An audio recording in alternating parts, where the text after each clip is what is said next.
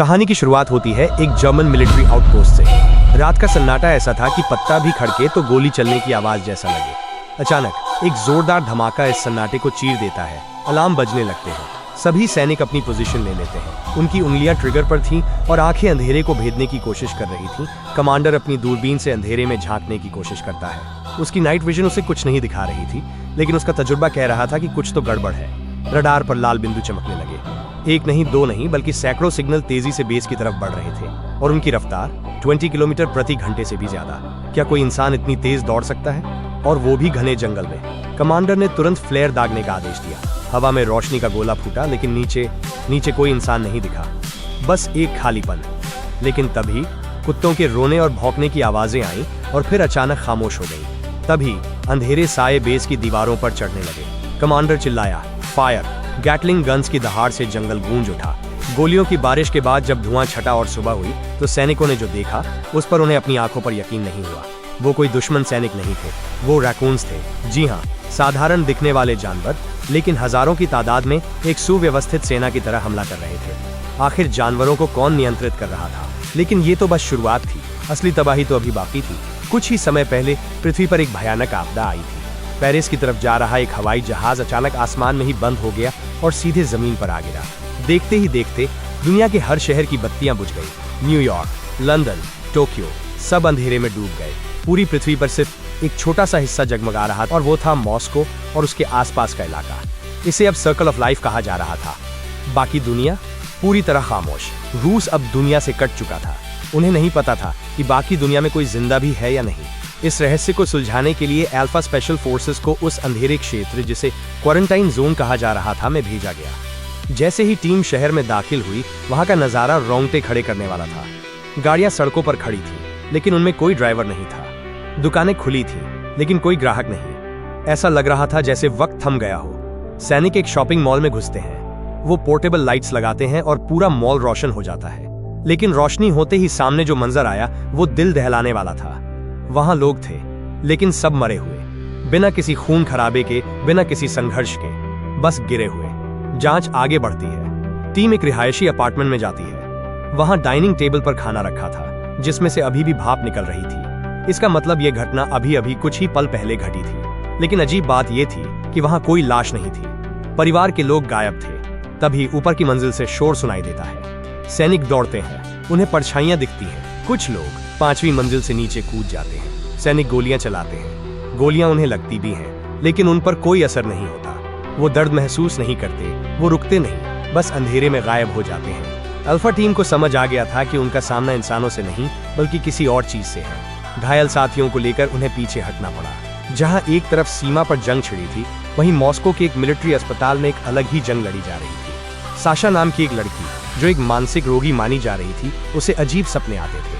उसने सपने में देखा कि दुनिया बट गई है।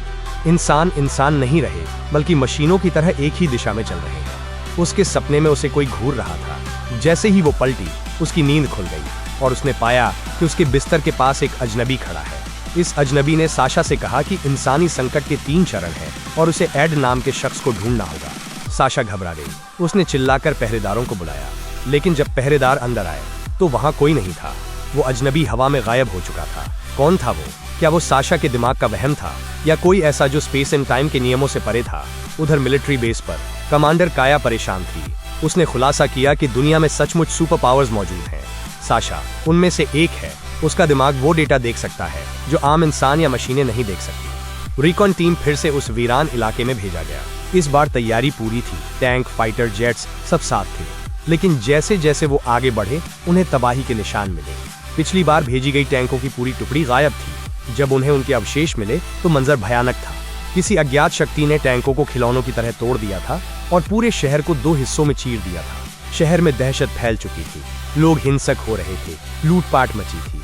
सरकार को प्रेस कॉन्फ्रेंस करके बताना पड़ा कि हम एक अनजान दुश्मन से लड़ रहे हैं। इसी अफरातफरी के बीच साशा अस्पताल की छत पर जाती है। वहां उसे वही अजनबी फिर मिलता है। इस बार वो अपना परिचय देता है, मैं ही एडवर्ड। वो बताता है कि साशा खास है क्योंकि वो उस पहली आपदा की लहर से बच गई थी और अब उसके पास अलौकिक शक्तियां हैं। तभी वहां कमांडर काया और उसके सैनिक आ जाते हैं। वो एडवर्ड को घेर लेते हैं, लेकिन सैनिकों को एडवर्ड नहीं, बल्कि काया ही दुश्मन नजर आने लगती है। ये एडवर्ड की शक्ति थी। वो लोगों के दिमाग से खेल सकता था। एडवर्ड काया को सच बताता है, एक ऐसा सच जो किसी भी इंसान के होश उड़ा दे। मैं इंसान नहीं हूँ, मैं एक एलियन हूँ, एडवर्ड ने कहा। उसने बताया कि लाखों एलियंस पृथ्वी की ओर आ रहे हैं। उनका मकसद इंसानों को मिटाना और पृथ्वी पर अपना घर बसाना। उनका अपना ग्रह नष्ट हो चुका है। एडवर्ड बताता है कि वो 2 लाख साल से पृथ्वी पर है और सबसे चौंकाने वाली बात, हम इंसान, हम कुदरती नहीं हैं, हमें इन एलियंस ने बनाया था। एडवर्ड कहता है वो कल आ रहे हैं। एक विशाल कॉलोनी शिप रास्ते में है, लेकिन उससे पहले एक प्रोब शिप आ चुका है जो अभी इंसानों को कंट्रोल कर रहा है। वही मॉस्को के बाहर मौजूद क्वारंटाइन जोन को नियंत्रित कर रहा है। उसे मारना ही जीत का एकमात्र रास्ता है। अल्फा टीम इस वक्त मौत के मुंह में थी। वो एक इमारत में छिपे थे और बाहर हजारों की तादाद में दुश्मन थे। ये वही इंसान थे जो गायब हो गए थे, लेकिन अब इनका दिमाग एलियंस के कब्जे में था। उनके हाथों में हथियार थे और वो बिना डरे बिना रुके हमला कर रहे थे। दुश्मन ने रॉकेट लॉन्चर का इस्तेमाल किया। अल्फा टीम के ड्रोन नष्ट हो गए। स्नाइपर ने एक को मारा तो दूसरा रॉकेट आ गया। टीम बुरी तरह घायल थी। कप्तान ने पर्पल सिग्नल यानी मदद के लिए फ्लेयर दागा। बेस पर बैठे कमांडर ने जैसे ही फ्लेयर देखा, उसकी रूह कांप गई, क्योंकि सिर्फ एक जगह से नहीं बल्कि हर दिशा से सिग्नल आ रहे थे। हर रिकॉन टीम पर एक साथ हमला हुआ था। ये एक सोची समझी रणनीति थी। और फिर आसमान से अनगिनत मिसाइलें आखिरी इंसानी बेस की तरफ आ रही थी। डिफेंस सिस्टम ने कोशिश की, इंटरसेप्टर मिसाइलें दागी गईं, लेकिन दुश्मन की तादाद बहुत ज्यादा थी। एक जोरदार धमाके के साथ इंसानों का आखिरी बड़ा बेस राख के ढेर में बदल गया। अब उम्मीद की कोई किरण नहीं बची थी, सिवाय एक के। एडवर्ड और काया बचे हुए सैनिकों के साथ उस मास्टरमाइंड एलियन को मारने के लिए निकल पड़ते हैं। साशा अपनी शक्तियों से देख लेती है कि वो दुश्मन कहाँ छिपा है। वो किरोव शहर की एक ऊंची इमारत में है। रास्ते में उनका बख्तरबंद वाहन दुश्मनों से घिर जाता है। एलियन के कंट्रोल में चल रहे इंसान अपनी जान की परवाह किए बिना गाड़ी के नीचे कूद रहे थे, बम बन रहे थे। जैसे तैसे टीम उस इमारत तक पहुंचती है। इमारत के अंदर लाशों के ढेर लगे थे। टीम ऊपर बढ़ती है, लेकिन हर कदम पर मौत उनका इंतजार कर रही थी। एक कार जो विस्फोटकों से भरी थी सीधे दरवाजे से टकराती है। एक भयानक धमाका होता है और कई सैनिक वहीं मारे जाते हैं। छत पर एडवर्ड का सामना उस दूसरे एलियन से होता है। ये सिर्फ 2 प्राणियों की लड़ाई नहीं थी, ये 2 विचारधाराओं की लड़ाई थी। एक जो इंसानों को कीड़ा मकोड़ा समझता था और दूसरा एडवर्ड, जिसने हमें हजारों सालों से बढ़ते हुए देखा था। दोनों के बीच भयंकर युद्ध शुरू होता है। उनकी मुक्कों में इतनी ताकत थी कि हवा में आग लग रही थी। स्टील की ढालें ऐसे पिघल रही थी जैसे मोम हो, लेकिन एडवर्ड कमजोर पड़ रहा था। दुश्मन उसे इमारत से नीचे फेंकने ही वाला था। एडवर्ड ने अपनी पूरी ताकत बटोरी और एक सफेद फास्फोरस बम उस एलियन के कवच की दरार में घुसा दिया। एलियन जलने लगा, उसकी पकड़ ढीली हुई और जैसे ही वो मेन एलियन मरा, नीचे जमीन पर मौजूद लाखों कंट्रोल्ड इंसान बस धागे टूटी कठपुतलियों की तरह गिर पड़े। उन्हें ऐसा लगा कि खतरा टल गया है। तभी एडवर्ड ने अपना असली रंग दिखाया। उसने काया से कहा, मैं इंसानों को इसलिए नहीं बचा रहा कि मुझे उनसे प्यार है, मैं उन्हें इसलिए बचा रहा हूँ क्योंकि मैं उनका भगवान बनना चाहता हूँ। उसने 8 अरब लोगों को बचाने के लिए उस बेस के सैनिकों की बलि दी थी। उसके लिए इंसान सिर्फ एक संसाधन थे। गुस्से में काया के सहायक ने एडवर्ड पर हमला किया, लेकिन एडवर्ड को मारना नामुमकिन था। उल्टा काया मारी गई। तभी आसमान का सीना चीरते हुए वो विशाल कॉलोनी शिप जमीन पर आ उतरा। ये वो जहाज था जिसमें लाखों एलियन सो रहे थे। सैनिक जहाज के अंदर घुसते हैं। वहां उन्हें हजारों पॉड्स मिलते हैं जिनमें एलियन सो रहे थे। अचानक जहाज जागने लगता है। हरे रंग का लिक्विड पाइपों में दौड़ने लगता है।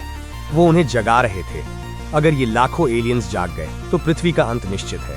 सैनिकों के पास गोली बारूद खत्म हो चुका था। तभी एक महिला सैनिक ने कुल्हाड़ी उठाई और उस मेन एनर्जी पाइप को काट दिया। सिस्टम फेल हो गया, ऑक्सीजन बंद हो गई और वो लाखों सोए हुए एलियंस नींद में ही दम घुटने से मर गए। सैनिकों ने एक एक करके सारे पाइप काट दिए, लेकिन जब वो आखिरी कमरे में पहुंचे तो उनके हाथ रुक गए।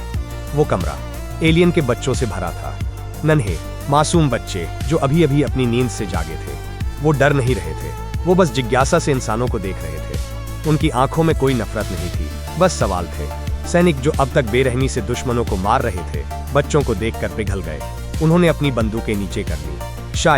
शायद इंसान और एलियंस एक साथ रह सकते हैं। शायद ये अंत नहीं, बल्कि एक नई और अजीब दुनिया की शुरुआत थी। इस कहानी ने हमें दिखाया कि कभी कभी सबसे बड़ा दुश्मन वो नहीं होता जो बाहर से आता है, बल्कि वो होता है जो हमारे बीच छिपा होता है। और कभी कभी इंसानियत का सबसे बड़ा सबूत दुश्मन को मारने में नहीं, बल्कि उसे बख्श देने में मिलता है। अगर आपको ये कहानी पसंद आई तो वीडियो को लाइक करें और कमेंट में बताएं कि आप अगर वहां होते तो क्या करते। मिलते हैं अगली कहानी में।